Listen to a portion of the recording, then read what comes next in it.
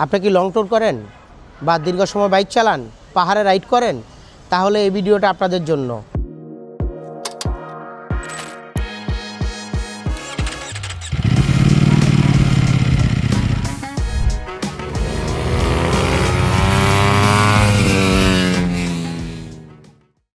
অবশেষে অনেক জল্পনা কল্পনার পরে আমরা এখন আপনাদের এই বাইকে কি কাজটা করেছি সেটা আমরা দেখাতে চলছি।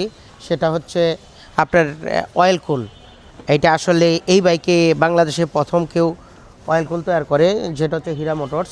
তা আমি আসলে ইউটিউবে দেখি নাই ওইভাবে আপনার জিনিসগুলো। তো আমি আসলে যেই পরিমাণে সুবিধা পেয়েছি, এই যে আপনার ক্লাস সাইড থেকে এটা মোবিল পাম্প থেকে যখন আপনার মোবিলটা সার্কুলেশন হচ্ছে, তখন এই পাইপ দিয়ে আপনার রেড ওয়াটারে ঢুকে গেছে। এই হচ্ছে আমাদের রেড ওয়াটার। এইটা লাইনটা পাস হয়ে এই কানেকশনে চলে গেছে, এইখান থেকে ভিতরে এই লাইন দিয়ে পাস হয়ে আবার ইঞ্জিনে চলে গেছে। সবই তো বুঝলাম, কিন্তু হচ্ছে আমি যদি আমার বাইক এটা করি অয়েল কোয়েল সিস্টেমটা, জি জি, তাহলে আমার কি কি সুবিধা হবে অথবা কি কি অসুবিধা হবে? ধরেন আমি মাঝে মাঝে লং ট্যুরে গেলাম বা পাহাড়ে যদি রাইড করি, সেক্ষেত্রে আমার সুবিধাগুলো কি পাবো? মানে আমার কি কোনো টেনশন করা লাগবে যে আমি একটা কুলিং সিস্টেম করছি, সেটার জন্য আমার কোনো ঝামেলা হবে বাইকে? আমি আপনাদেরকে শুরুতেই বলবো এটার কোনো সাইড এফেক্ট নাই, বরংসে আপনার উপকার ছাড়া কোনো অপকার বলতে কোনো শব্দ নাই। এতে আপনার সবচাইতে বেনিফিট পাবেন, আপনার ইঞ্জিনের লংজিভিটি বাড়বে। অনেকে আবার পাহাড়ে রাইড করতে ভয় পান, যে দেখা গেলো আমার ক্লাস প্লেটটা পুড়ে গেল নাকি, বা হচ্ছে আমার ইঞ্জিনটা ওভারহিট হয়ে বন্ধ হয়ে যাচ্ছে নাকি। এই প্রবলেমটা অবশ্যই মানে সমস্যাটা হবে না। আর আপনারা ঢাকা সিটিতে অনেক সময় বাইক রাইড করেন বিভিন্ন জ্যামের মধ্যে পড়লে, এই যে আমাদের কিছুদিন পরেই মনে হচ্ছে যে আমাদের মনে হচ্ছে ক্লাস প্লেটটা উইক হয়ে যাচ্ছে এবং গাড়িটা ভাগতেছে না। এই সমস্যাটার আমরা সমাধান এই অয়েল কুল ইঞ্জিন এবং অয়েল কুলটাই আপনাকে দেখবে। আপনার এইটা তো মানুষের সহজ ভাষাই আছে যে আপনার মাথা ঠান্ডা মানে কি দুনিয়া ঠান্ডা। অ্যান্ড আপনার যদি ইঞ্জিনেই যদি ওভারহিট হয়ে যায় বা এইটার ইঞ্জিনের সাউন্ড অতিরিক্ত চেঞ্জ হয়ে যায় বা গরম হওয়ার পরে এইটাতে আপনার অতিরিক্ত হিট করতেছে, সেক্ষেত্রে কি হবে? আপনার ইঞ্জিনের তেল যাওয়ার আগে বার্ন করে ফেলবে, ওই শক্তিটা সে উৎপন্ন করতে পারবে না। তো একটা টেম্পারেচার পরে যে কোনো জিনিসের একটা লংজিভিটি থাকে, এই লংজিভিটিটা কমে যায়। তা আমি আপনাদেরকে বলবো সব সময়, আপনারা যদি এটা করিয়ে নিতে পারেন তাহলে অবশ্যই আপনার বাইকের জন্য বেটার এবং লংজিভিটি পাবেন।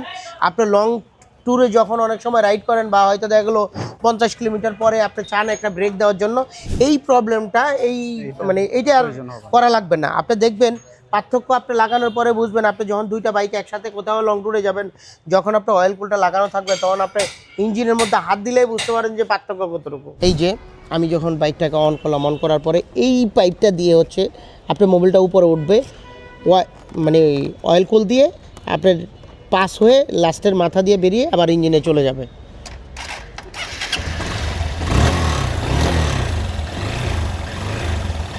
এই যে ভিতরে মোবিল যাচ্ছে। এইটা হচ্ছে আমি এই বাইকে আমি হচ্ছে আপনার এক্সপিএক্স ফুল সিনথেটিক ইঞ্জিন অয়েলটা ব্যবহার করি। তবে অয়েল কুলটা ব্যবহার করলে আপনাকে এক্সট্রা আরও 200 গ্রাম মোবিল এক্সট্রা দিতে হবে ইঞ্জিনে, না হলে আপনার মেন মোবিলটা শর্ট পড়ে যাবে।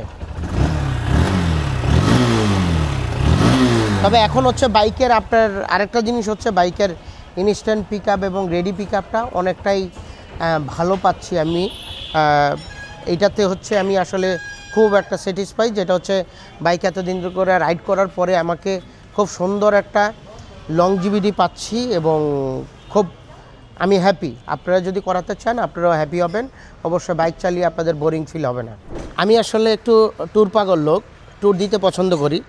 তো আসলে বিষয়টা হচ্ছে আমি একজন বাইকের টেকনিশিয়ান, যেটা হচ্ছে আমি হর্নেটটা বেশ দীর্ঘদিন চালাচ্ছি। তো এটার কিছু প্রবলেম কার্বোরেটর সিস্টেম যত বাইক আছে সবগুলোতে একই সেম প্রবলেম। আপনি যখন ইঞ্জিনটা গরম হওয়ার পরে তখন হচ্ছে একটা সময় গিয়ে গাড়ি আর ভাগতে চায় না। হয়তো আপনার 90-95 স্পিড বা 100 স্পিডের পরে মনে হচ্ছে যে ইঞ্জিনটা অনেক বেশি আওয়াজ করতেছে, কিন্তু ওই পরিমাণে ইঞ্জিনটা ভাগতেছে না।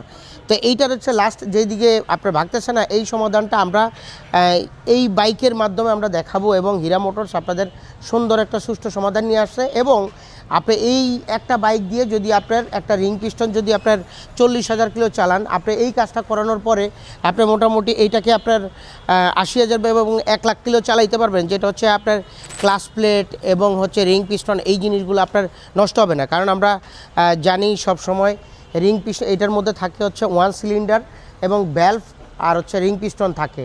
তো এখানে ভ্যালভের ভিতরে হচ্ছে সিল দেওয়া থাকে। এই সিলগুলো একটা টেম্পারেচারে গিয়ে যখন হাই হয় তখন একটা সময় গিয়ে 30,000 40,000 চলার পরে তখন হচ্ছে সিলগুলো হার্ড হয়ে যায়। তখন কি হয়, হার্ড হয়ে যাওয়ার পর একটা সময় গিয়ে আমরা যখন ইঞ্জিনে অয়েলটা কমে যায় তখন আমরা মনে করি যে এটা রিং পিস্টনটা খারাপ হয়েছে। আসলে এটার মূলত হচ্ছে ওভারহিটের কারণে আমরা এই ইঞ্জিনটা খুব তাড়াতাড়ি ড্যামেজ হয়ে যায়। তো এইটার সুন্দর এবং সুষ্ঠু সমাধান আমরা নিয়ে আসছি। আপনারা যদি এই ধরনের কাজ করাতে চান, আপনারা সরাসরি হীরা মোটরসে চলে আসতে পারেন। আমার এইখানে পেজে নাম্বার দেওয়া থাকবে। আপনারা যদি কেউ করাতে চান অবশ্যই আমি আপনাদেরকে বলবো আমাকে একটু সময় নিয়ে আসতে হবে। আমাকে হয়তো দেখা গেল 2-1 দিন বা 3 দিন এরকম একটা সময় দিতে হবে, তাহলে আপনারা সুষ্ঠু এবং সমাধান পাবেন। কারণ আমি এই বাইকটাকে যখনই আমি এই জিনিসটা করলাম, আমি কনফার্মেশন ছাড়া আমি আপনাদেরকে মেসেজ দেই নাই। না দেওয়ার কারণ হচ্ছে যে গেলো আপনারা রাস্তায় গিয়ে যেন একটা বাইক নিয়ে যদি মানে কোনো প্রবলেম ফেস করেন, সেটা যে কী কষ্টদায়ক জিনিস সেটা একমাত্র আমিই জানি। আমি একজন বাইক টেকনিশিয়ান হিসাবে আমি আপনাদেরকে বলবো, আপনার কার্বোরেটর সিস্টেম যত বাইক আছে আপনারা এই কাজটা করায় নিলে আপনারা সবচাইতে আপনার ভালো একটা বেনিফিট পাবেন এবং ফিডব্যাক পাবেন। এটা একমাত্র আপনি মিরপুরের মধ্যে হীরা মোটরসে দিতে পারবে। ধন্যবাদ, সবাই ভালো থাকবেন।